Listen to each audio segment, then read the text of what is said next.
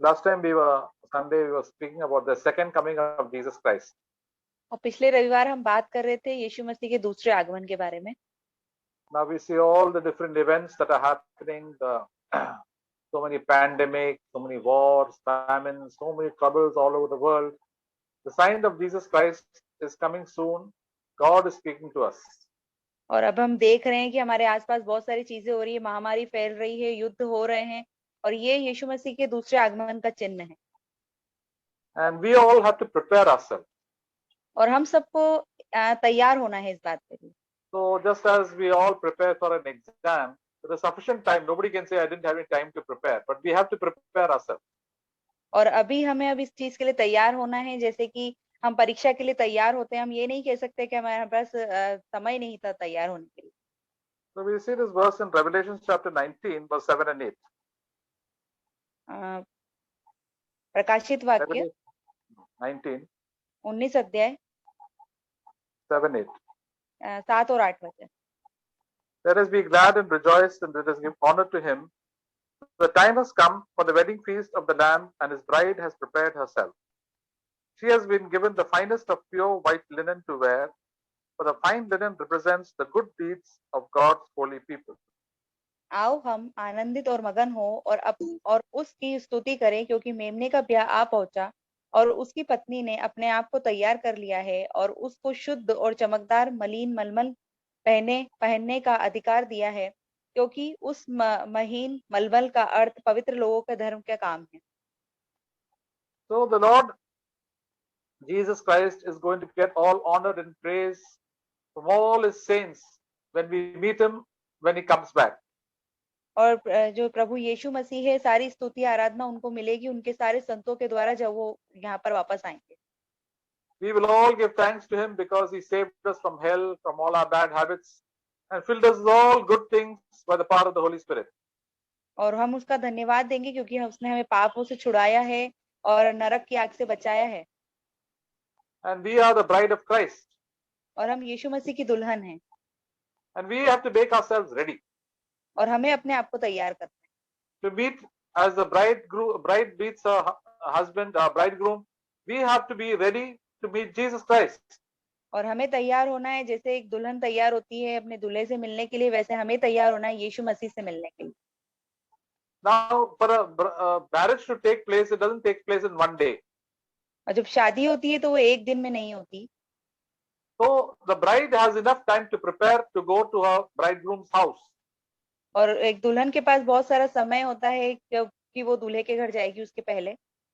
And during that time, she has to prepare herself for clothes or everything. She has to gather all her other certain things. She has to leave, and now she has to have a full devotion for her bridegroom. और उसके पास बहुत सारा समय होता है, बहुत सारी चीजों को इकट्ठे करने का, अपने आप को तैयार करने का, कपड़े इकट्ठे करने का और अपने आप को दूल्हे के लिए तैयार करने का। So we who belong to Christ, we are not yet married to Christ. We have been engaged. और हम जो यीशु मसीह के हैं, अभी हमारी उनसे विवाह नहीं हुआ है, अभी हमारी उनसे सगाई हुई। So when we are born again, we are engaged to Christ, and God has given us the Holy Spirit. Sorry, brother. When we are engaged to Christ, the Father gives us the Holy Spirit. जब हमने हमारी यीशु मसीह के साथ जब हमारी सगाई हुई तो हम ये परमेश्वर ने हमें पवित्र आत्मा दी। Whenever a bridegroom is engaged to a bride, then he gives some token of some good gift to say that now you belong to me, now you're mine, you are no, you have to go after nobody else. और जब दूल्हे का दुल्हन से जब सगाई होती है तो वो उसे कुछ तोहफा देता है ताकि ये बोल सके कि तुम अब मेरी हो, अब तुम किसी और के पास नहीं जाओ। This was the Jewish custom. ये एक यहूदियों का एक रीति रिवाज था। So whenever the bridegroom, first they go and meet the bride in the bride's house, and then he says, now we have decided to get married and I'll give you a gift. और जब दूल्हा जब दुल्हन के घर में उससे मिलने के लिए जाता था तो वो कहता था, वो उसे एक तोहफा देता था। And this gift may be anything, something valuable, and saying now because of this now we are being engaged.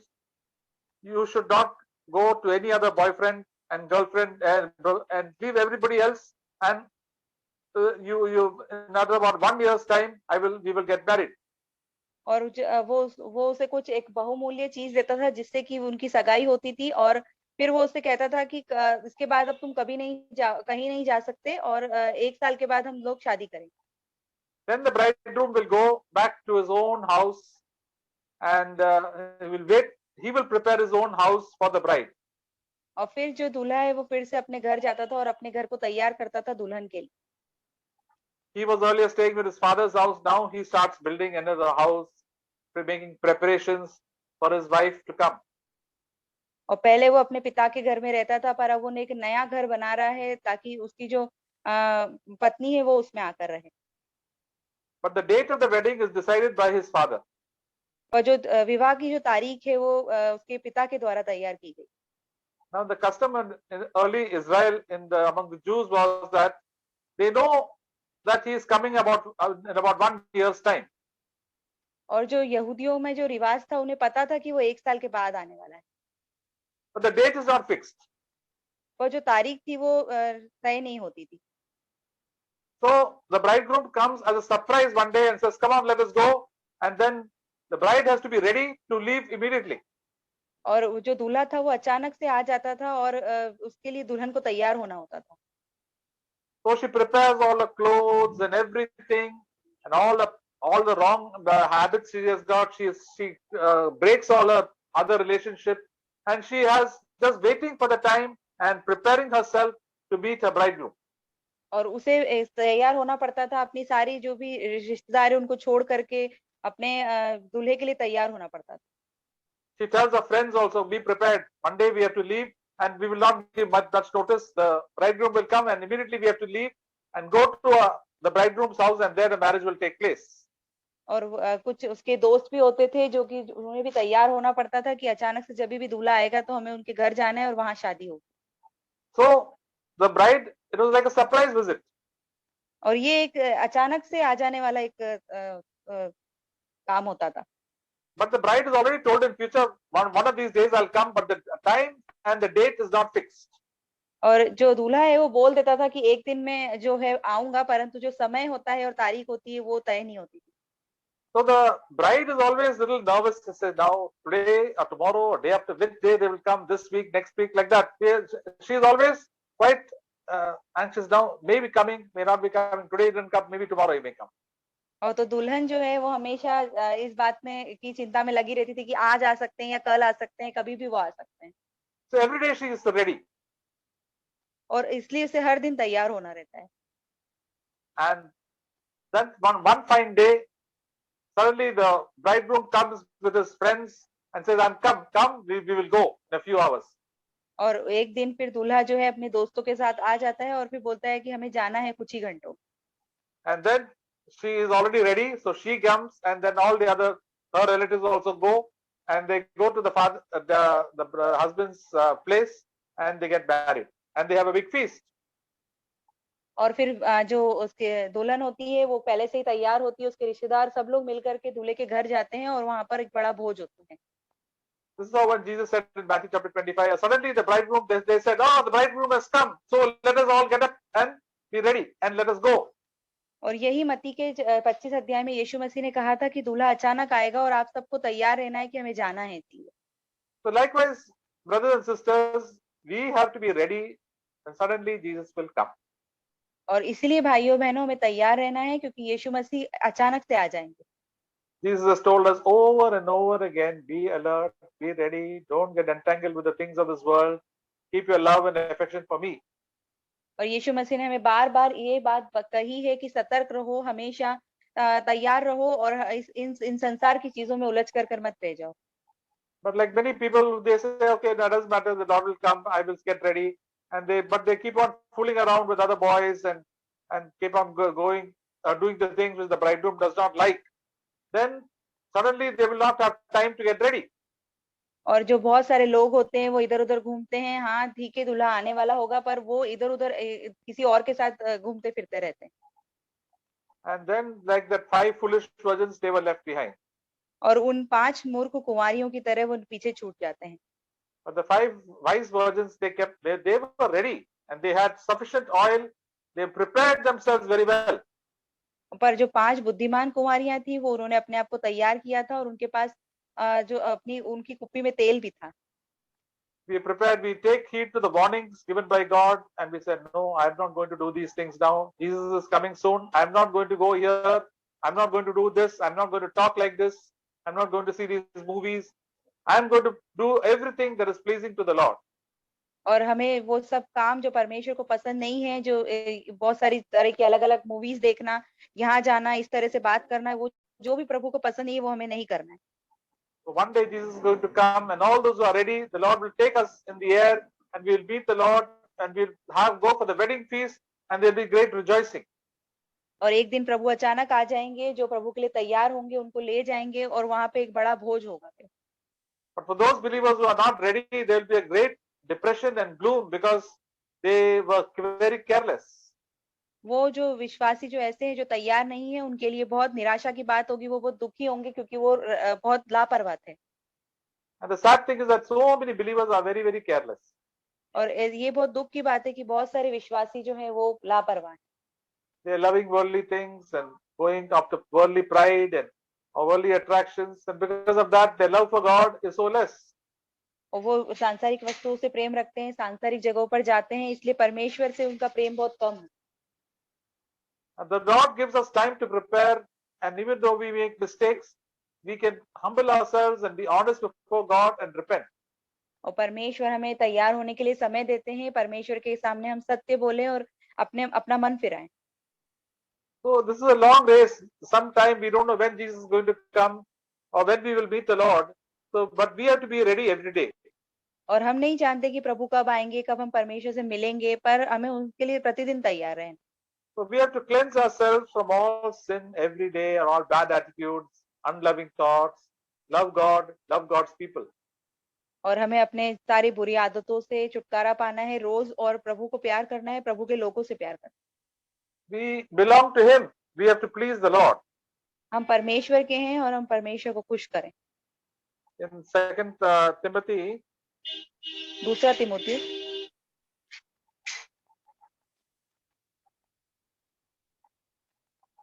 chapter 2, verse 3.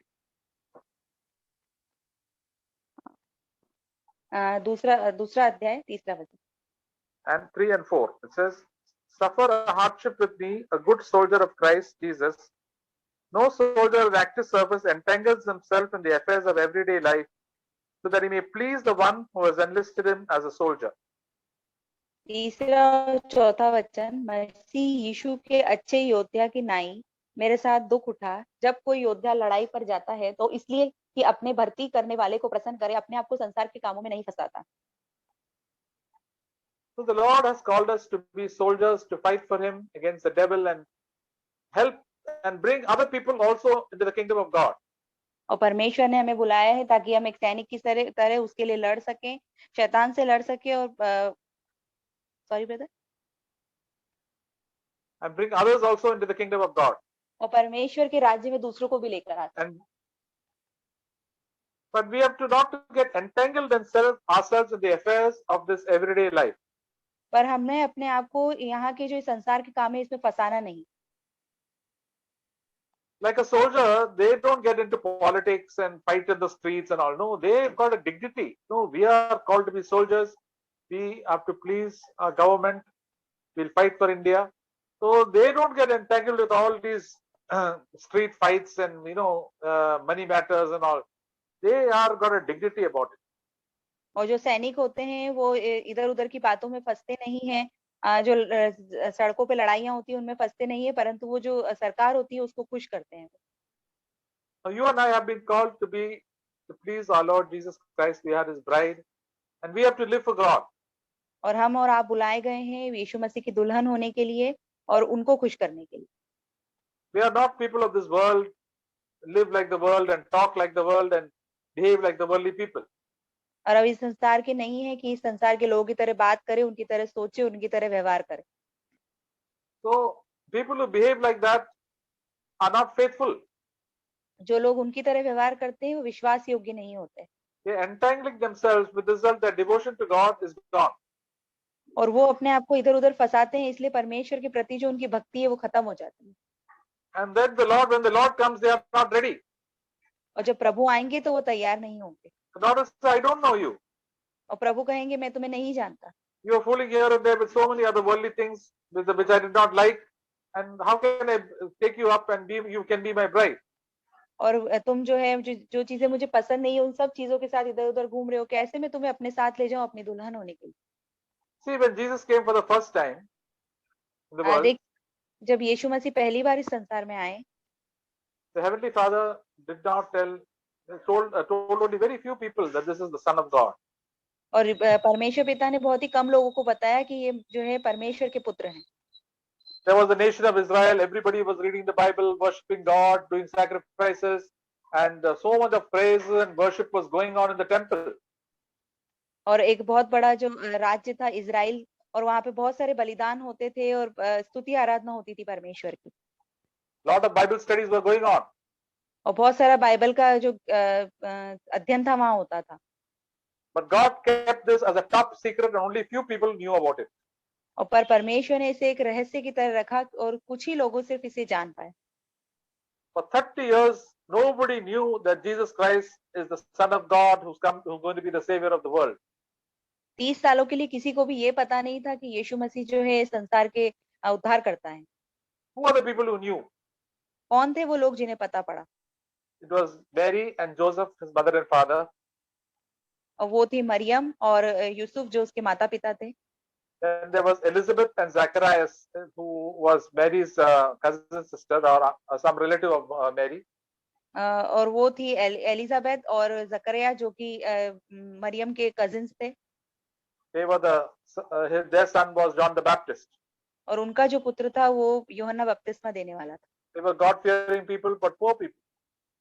वो परमेश्वर का भय मानने वाले लोग थे और गरीब थे। Who else was there? Knew. और किसी को पता था वहाँ। There was Simeon, a very old man who was about to die, but God told him, because you fear God, I'll show you this baby. He is the Son of God. और वहाँ Simeon था जो कि बहुत ही एक वृद्ध था और परमेश्वर ने उसे कहा था कि मैं तुम्हें इस पुत्र को जरूर दिखाऊंगा। There's another old lady called Anna, who after 7 years of marriage, she was in the temple thanking God and praising God all the time. And she also, God said, now this baby you see is Jesus Christ. He is the Son of God, the creator of the whole world. और एक वृद्ध स्त्री थी एना जिसको परमेश्वर ने कहा था कि परमेश्वर उसे वो जो छोटा बालक है जो उद्धार करता है संसार का उसे दिखाएंगे। And who are the other people who knew? और कौन थे दूसरे लोग जिन्हें पता था? We had a few shepherds. और कुछ चरवाहे थे वहाँ। They are poor shepherds in the field looking out for their sheep in the night. And the whole angel of God came and told them, hey, this place you can go and see. There's in the manger, there is a baby born who is the Son of God. और वहां पर कुछ चरवाहे थे जिसको कि परमेश्वर के स्वर्गदूतों ने आकर कहा कि एक परमेश्वर के पुत्र ने जन्म लिया है। And who else? और किसको? There were the three foreign people, not three, there was some foreign wise men from the east who was looking at a star and saying, yeah, there is a special child being born this time. And God told them, go to Bethlehem and you will find the Son of God. और कुछ ज्योतिषी थे जिनको पता चला कि परमेश्वर ने उन्हें बताया कि यीशु मसीह ने जन्म हुआ है और बेथलेहम में वो लोग वहां गए थे उन्हें देखने के लिए। Hardly 10 or 15 people must have known that. The whole country. मुश्किल से 10 या 15 लोगों को पूरे जो देश था उसमें वहां पर पता होगा। Why? क्यों ऐसा? God shows his secrets only to those who fear him. परमेश्वर जो अपने रहस्य हैं सिर्फ उन्हें ही बताते हैं जो उनका भय रखते हैं। God hid it from all the Bible teachers, the priests, and all the other people. God never told them one thing, just kept it hidden. और जो बड़े-बड़े बाइबल के पंडित थे सबसे परमेश्वर ने उन सब बातों को छुपा करके रखा। All these were the children of God, but they were unfaithful. ये सब परमेश्वर के बच्चे थे पर सब लोग अविश्वासी होते थे। There was no fear of God in their life. इनके जीवन में परमेश्वर का कोई भय नहीं था। But all these other people, the shepherds, the foreigners, the few foreigners, and then Simeon, Anna, one thing common is that they feared God, and because of that, God revealed himself to them. जो simian थे, ऐना थी और जो चरवाहे थे, ये परमेश्वर का भय मानते थे, इसलिए परमेश्वर ने इन्हें इनके ऊपर प्रकट किए। They were humble वो नम्र थे and they lived in the fear of God. और वो परमेश्वर के भय में रहते थे। They were not worldly minded and fighting and quarreling and all that.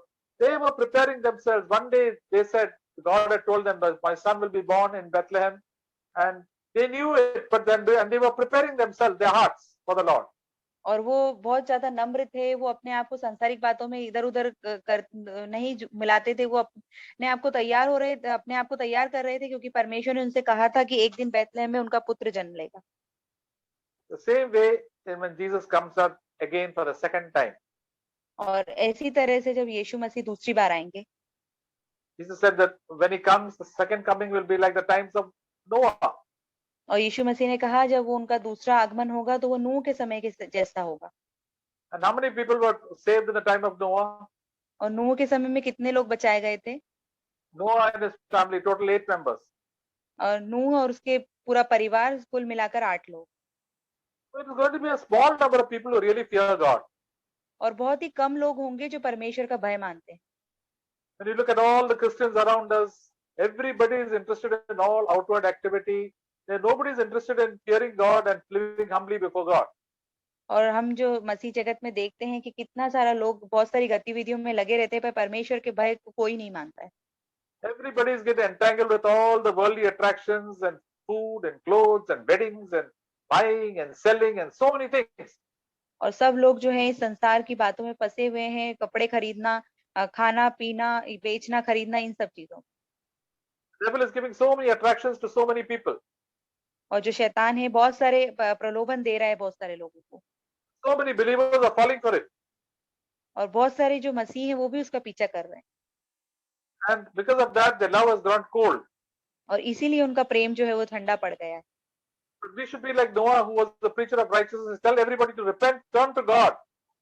पर हमें नूह की तरह होना है जो सत्य को प्रचार करता था और परमेश्वर की ओर फिरने के लिए सबको कहता था। Hardly anybody listened to him. बहुत ही कम लोग थे जो जिसने उसे सुना। But Noah went on repeating it every day. पर जो नूह था वो बार-बार रोज एक ही बात को कहता था। And he prepared the ark. It is a picture of the church. और उसने एक जहाज को तैयार किया जो कि एक कलीसिया का चित्र है। And some people must have come, some people must have gone, left and gone. But only at the end, there were only 8 people left. और बहुत सारे लोग आए गए पर आखिर में जो है वो 8 लोग बचाए गए। And these 8 people, God took and saved them from the flood. और इन 8 लोगों को परमेश्वर ने लिया और बचाया। So, my dear brothers and sisters, we also have heard the word of God.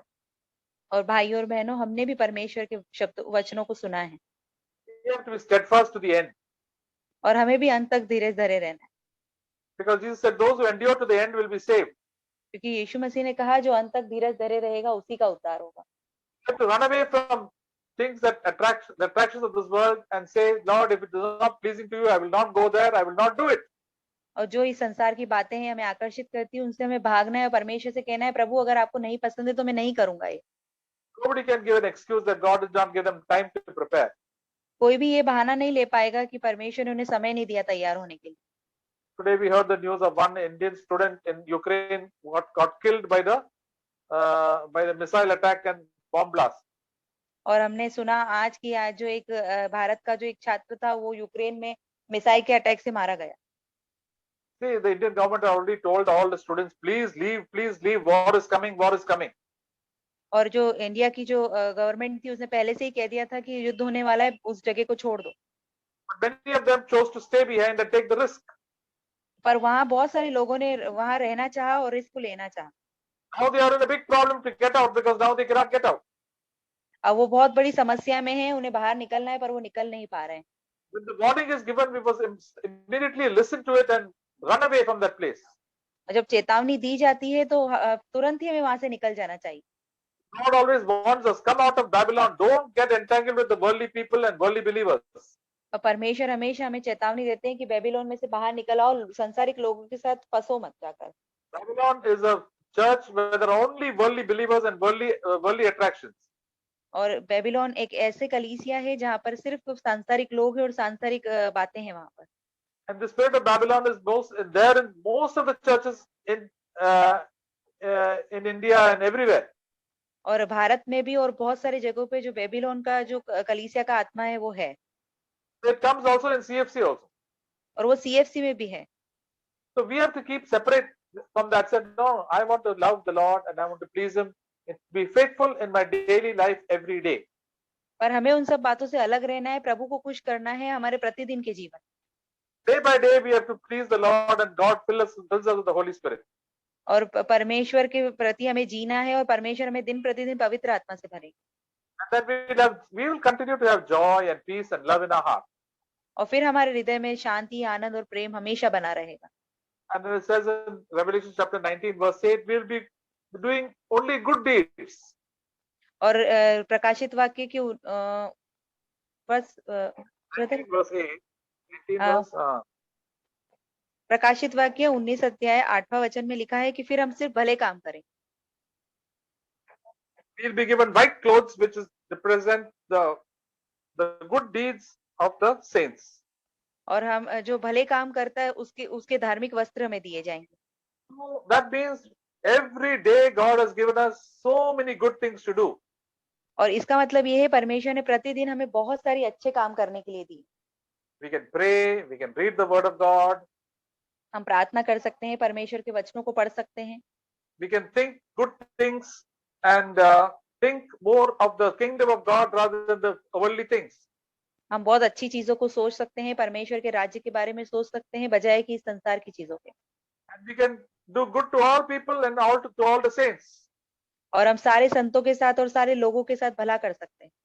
We can talk about the Lord Jesus Christ and His love and His greatness towards one another and towards all people. और परमेश्वर यीशु मसीह का जो अनुग्रह है उसके बारे में दूसरों को सबको बता हम सकते हैं। So these are all good deeds. Whenever we declare the gospel to others, the Bible says that is a very good thing to do. और ये एक बहुत ही अच्छा काम है, जब हम दूसरों को बाइबल के बारे में बताते हैं तो परमेश्वर कहते हैं कि ये बहुत ही अच्छा काम। Coming to the meeting is a very good deed. सभा में आना एक बहुत अच्छा काम है। Singing a song is a good deed. और गीत को गाना एक बहुत अच्छा काम है। You know, remember in the past how many bad things we used to do. और जब हम हमारे पिछले जीवन को देखते हैं तो हमने कितने बुरे काम किए। We were so bad and rude and talked all evil things and all dirty things we used to do with our mouth and our tongue and our thoughts. और हम बहुत ही बुरे थे, बुरे बुरे काम करते थे, हमारी सोच विचार और बोलने के द्वारा बहुत ही बुरे काम हमने किए। Now because the Holy Spirit is given to us, we do only good things. और क्योंकि अब हमें पवित्र आत्मा दिया गया है इसलिए हम सब सिर्फ भले काम करते हैं। We'll only be a blessing to others. और हम सिर्फ लोगों के लिए आशीष हैं। Blessing to the house, blessing in the workplace, blessing to everybody. We'll only do good. We'll never do bad to anybody else.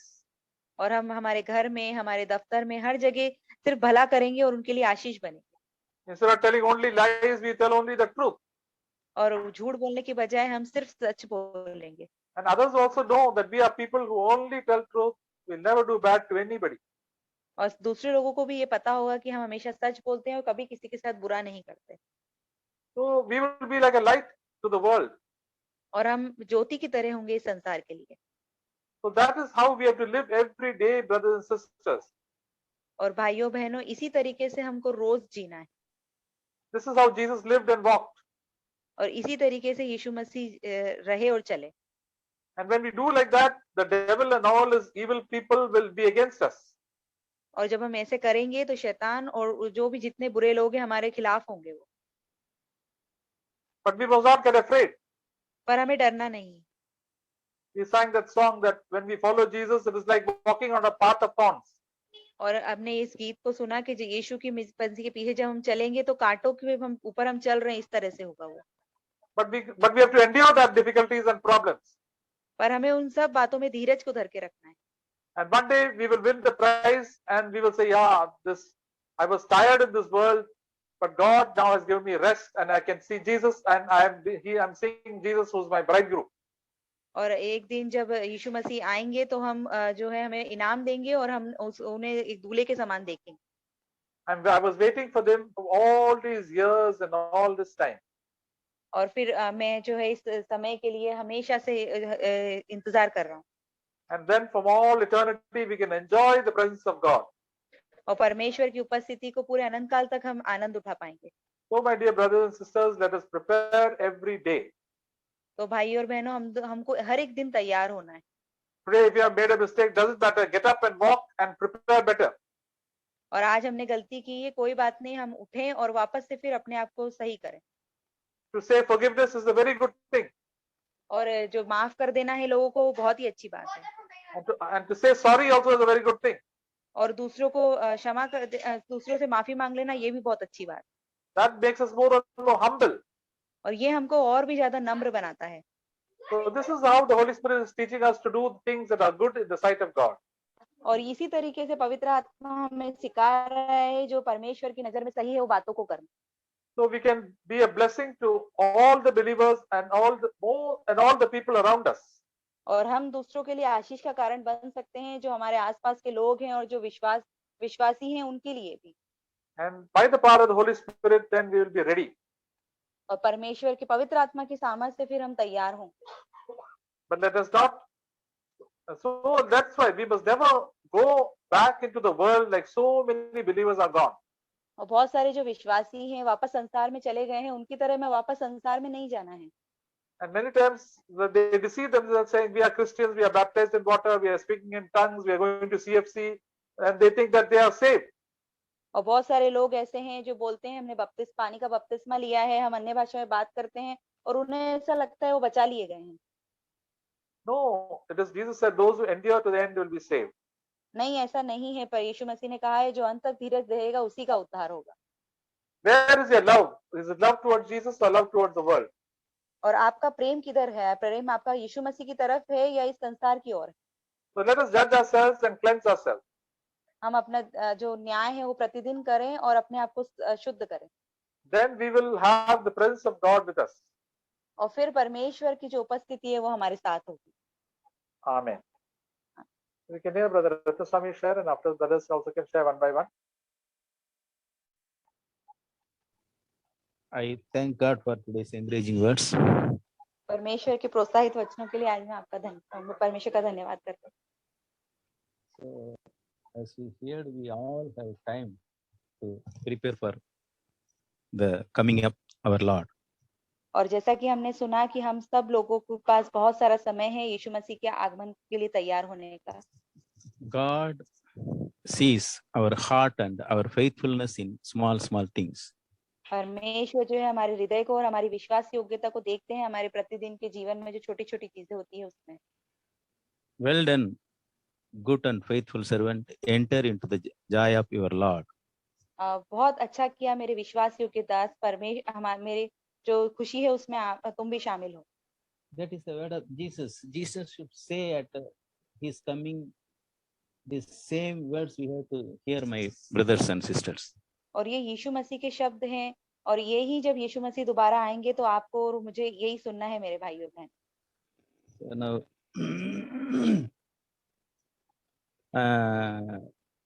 Revelation chapter 21 verse 27. Please read, sister. प्रकाशित वाक्य 21 अध्याय 27.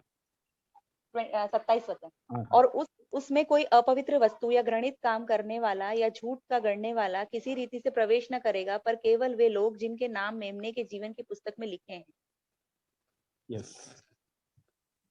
Our name should be written in the book of life. और जो हमारा नाम है वो परमेश्वर की जो पुस्तक है उसमें लिखे होने चाहिए। Then verse 8 also, sister, please see. 8 Same वचन। chapter, verse 8. Yeah. पर डरपोक और अविश्वासी और घिनौनों और हत्यारों और व्यभिचारियों और टोनों और मूर्ति पूजकों और सब झूठों का भाग उस झील में मिलेगा जो आग और गंधक से जलती रहती है। यह दूसरी मृत्यु है। Yes, these people cannot enter the kingdom of God. और इस तरह के जो लोग हैं वो परमेश्वर के राज्य में प्रवेश नहीं कर सकेंगे। So whenever some sin God convicts us, immediately we have to repent. और कोई सा भी जो पाप है हमारे जीवन में परमेश्वर हमें दिखाते हैं तो हमें जल्दी से मन फिरा लेना। We all are very weak in telling the truth. और हम बहुत ही कमजोर होते हैं सच को बोलने के लिए। We casually telling lies easily. हम बहुत ही लापरवाही से कभी भी झूठ बोल देते हैं। But here 8 says, all liars cannot enter into the kingdom of heaven. पर 8वां वचन यहाँ पे कहता है कि जितने भी झूठ बोलने वाले हैं परमेश्वर के राज्य में प्रवेश नहीं करेंगे। Satan will deceive. Yeah, this is small lie we can tell. और जो शैतान है हमें धोखा देगा कि ये तो बहुत छोटा झूठ है, हम बोल सकते हैं।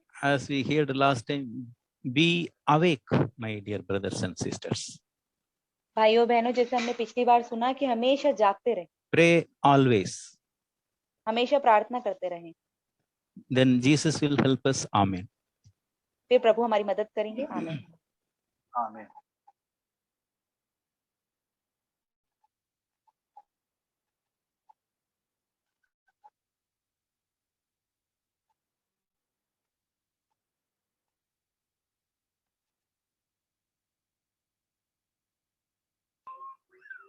Hallelujah, praise Lord, Praise the Lord. Praise Lord. प्रभु को धन्यवाद देता हूँ मैं। आज के प्रोत्साहित वचन में प्रभु ने अभी बोला है, प्रभु का वचन सत्य है। प्रभु आने वाला है, लेकिन हम खाली आने वाला ऐसा बैठकर हम दिन ऐसा जाएगा, लेकिन प्रभु आने वाला है, इसलिए हम तैयार रहना है। पहली गोष्ट हम तैयार रहना है। अभी तेरे को एक वचन मिला है, पहले करिंथ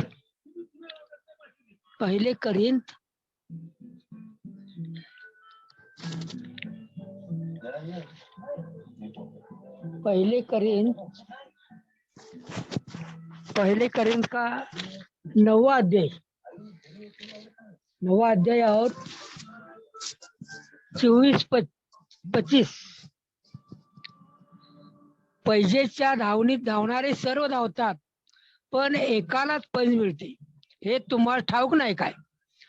तुम्हास मिळेल असे धावा, आणि मल्लयुद्ध करणारा प्रत्येक माणूस सर्व गोष्टीत इंद्रिय दमन करतो, ते तर नाशवंत मुकुट मिळवण्यासाठी असे करतात, परंतु आम्ही अविनाशी मुकुट मिळवण्यासाठी असे करतो।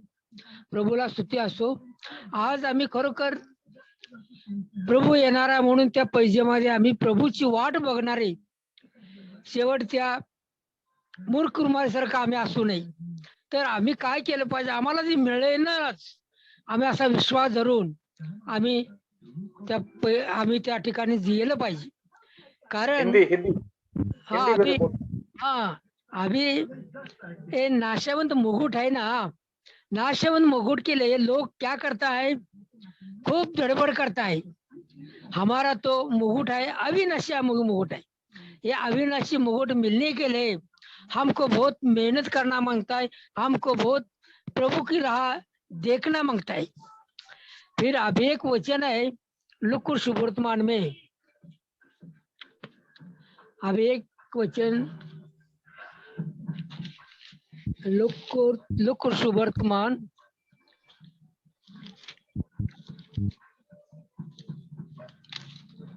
लूका सुवर्तमान उसका 12वां अध्याय 35 और 36।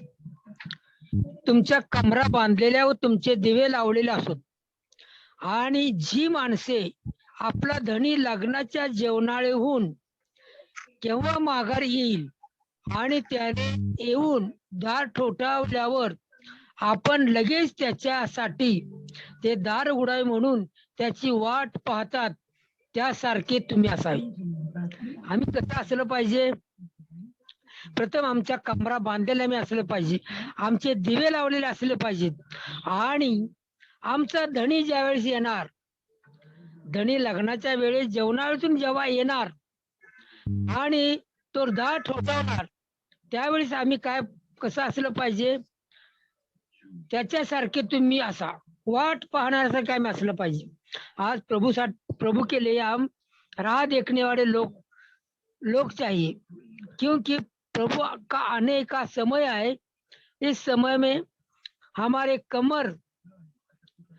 कमर है, हमारे दीप है, हमारे साथ रहना चाहिए। प्रभु के बात के लिए, प्रभु के वचन के लिए मैं प्रभु का धन्यवाद देता हूँ। आमीन। आमीन।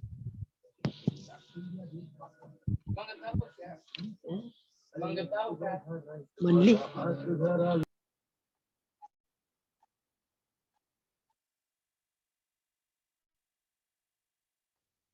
और दो जन भी बात कर सकते हैं। Any more two people?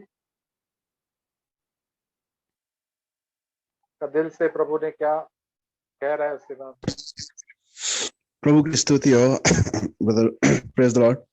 Praise the Lord. Now प्रभु ने मुझे ये वचन से प्रोत्साहन किया है, जो जैसे कि ब्रदर ने बता रहे थे कि यहूदी कल्चर के अनुसार जो दुल्हा जो होता है, जो हमारी जो एंगेजमेंट जब होती है तो उनको कुछ एडवांस के तौर से कुछ दिया जाता है। जो तो यहूदी कल्चर के अनुसार लूक का चैप्टर 15 वर्स 8 में भी वो बात को समझाया गया है। तो या कौन ऐसी स्त्री होगी जिसके पास 10 सिक्के हो और उनमें से एक खो जाए, तो वह दिया बार कर और घर झाड़ बुहा कर जब तक मिल न जाए जी लगाकर खोजती न रहे। 9 में लिखा है। और जब मिल जाता है तो वह अपनी सखियों और पड़ोसियों को इकट्ठा करके कहती है कि मेरे साथ आनंद करो, क्योंकि मेरा खोया हुआ सिक्का मिल गया है। तो इसी तरीके से जैसे हमें प्रभु में बुलाया गया है, तो हम लोग प्रभु को जब ग्रहण किया है तो हमें भी वो उपहार दिया गया है एडवांस के तौर से, पवित्र आत्मा का जो जो अच्छे से काम, जो प्रभु में दीनता नम्रता में भलाई के लिए हम लोग को जो जो दिया है वरदान, तो वो सब चीजों को जो हम लोग जब सही रीति से इस्तेमाल नहीं कर रहे हैं तो संसार की बातों में फंसते हैं। तो अंतिम में उस स्त्री का जो एक सिक्का खोया था 10 से, अगर उसका वो 10 का 10 पूरा ना मिला तो उसका दूल्हा जो है उसे नहीं ले जाएगा। तो इसी रीति से हमारा भी जो वरदान हमें दिया गया है उसमें से प्रभु जब आएंगे तो हमें नहीं मिलेंगे तो हम भी छूट जाएंगे। इसी तरह से हम लोग को तैयार रहना है। तो और एक वचन है आमोस का पुस्तक से, the book of Amos chapter 5 verse 18 में इस तरीके से लिखा गया है, जो तैयार नहीं होते हैं, हाय तुम पर जो यहोवा के दिन की अभिलाषा करते हो, यहोवा के दिन से तुम्हारा क्या लाभ होगा, वह तो उजाले का नहीं अंधियारे का दिन होगा।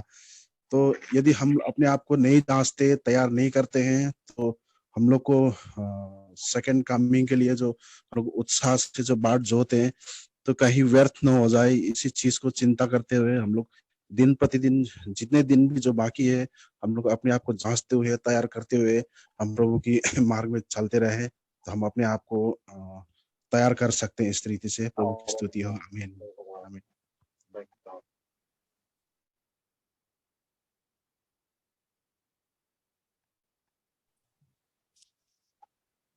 Praise the Lord.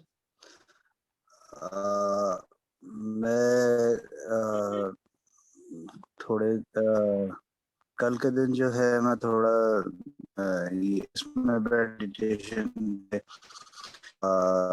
करने की मेरा अभी ये कि जैसे हम मतलब कि हर कोई करता है कि वचन में उतना नहीं और प्रार्थना में नहीं,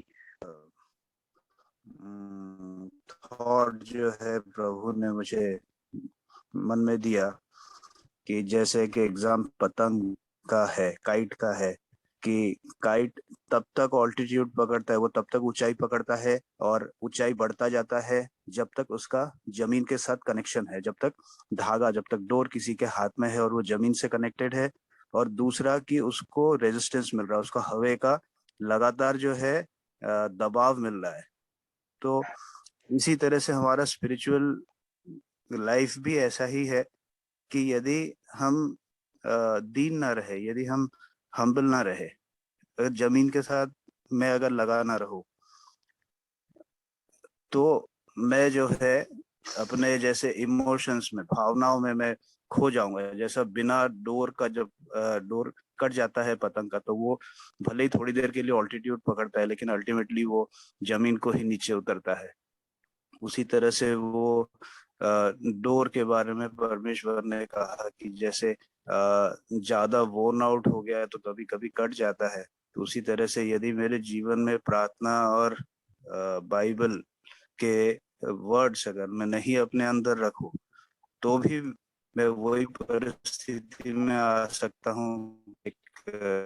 मतलब नहीं कि स्पिरिचुअल नीचे आएगा जस्ट पहले का एक वो सिर्फ समय की बात है। तो इससे मुझे काफी सारा ताड़ना, काफी सारा जो है परमेश्वर वार्न कर रहे हैं कि मार्ग पे चलो, पहले वाला जो प्रेम था वो और जैसे हम जैसे काइट का ऑल्टीट्यूड बढ़ाने के लिए जैसे हम उसका ये बढ़ाते हैं, रेजिस्टेंस बढ़ाते हैं, जैसे उसको हाथ से बार बार झटका मार के उसको ऑल्टीट्यूड बढ़ाते हैं, उसी तरह से हमारे में भी मैं जब जब वचन में रहता हूँ, जब जब मैं प्रार्थना में रहता हूँ, मैं मतलब परमेश्वर की दीनता, परमेश्वर का आत्मा जब मुझे लीड करता है एक्चुअल में सही में मतलब परमेश्वर के प्रेम की तरफ बढ़ने का, तब तब जो है स्पिरिचुअल राइज और हमें देखने को मिलता है। तो परमेश्वर इस तरह से मुझे सिखा रहे, ताड़ना देकर के बार बार जो है परमेश्वर मुझे प्रोत्साहित करते हैं कि मैं दोबारा से पूरी तरह से पहले जैसा प्रेम रखूं और अपने कामकाज में जो है परमेश्वर से करीब रहूं।